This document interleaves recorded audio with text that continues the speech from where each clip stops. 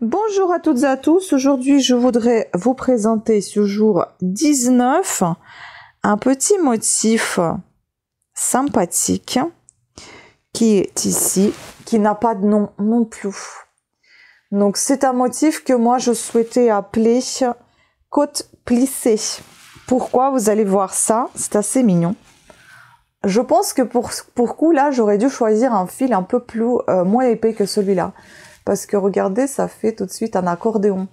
Ou alors des côtes en accordéon, quelque chose comme ça. Parce que lorsque vous pliez, vous avez l'impression, voilà, qu'il y a des plis en fait, quand vous faites ça. Mais on verrait mieux, je pense, qu'avec un fil un peu plus fin. Mais c'est super sympa, regardez, quand vous dépliez et quand, voilà, ça se...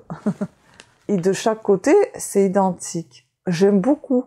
Bon, là, j'ai complété par un autre fil, puisque j'avais pas assez, donc j'ai complété par double fil, parce que celui-ci, il est très épais, et j'en ai pas d'autres qui ressemblent à cette épaisseur-là, donc je vais doubler celui-ci, que j'aime absolument pas, ce fil gris. Donc, je vous explique. Ici, nous devons avoir le nombre de mailles divisible par 4, plus 2 mailles lisières. Le motif comprend seulement 2 rangs à retenir, pas compliqué, mais juste un petit peu embrouillant également, donc il faut faire attention. Alors, moi j'ai monté 26 mailles. Donc, le motif, sans oublier qu'on commence et termine toujours le rang par une maille lisière. Le premier rang, on fait 3 mailles à l'endroit, une maille à l'envers.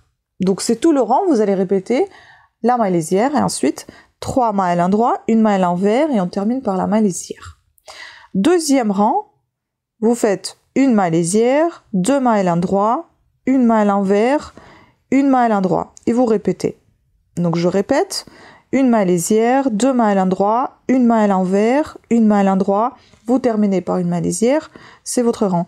Et vous répétez ces 2 rangs jusqu'à ce que vous avez atteint le nombre de rangs nécessaires pour votre ouvrage. Voilà, c'est tout.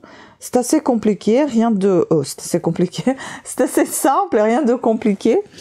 Mais ce que je vois en fait, c'est que j'ai dû me tromper ici quelque part, parce que là, ça fait un petit peu bizarre. Je sais pas pourquoi, c'est un décalé. Ça ne devrait pas. Je pense qu'ici, j'ai fait une petite bêtise au début là. Mais après, pour tout le reste, je pense qu'il n'y a pas de problème, tout va bien.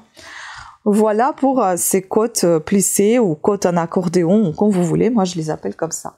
En tout cas, j'aime beaucoup ce motif et je pense qu'on peut faire facilement soit le bas du pull, soit les poignées des manches, soit un snood, parce que si vous le retournez, le motif est identique. Hein. Donc à retenir, moi j'aime beaucoup celui-là. Voilà. Sur ce, je vous dis à demain.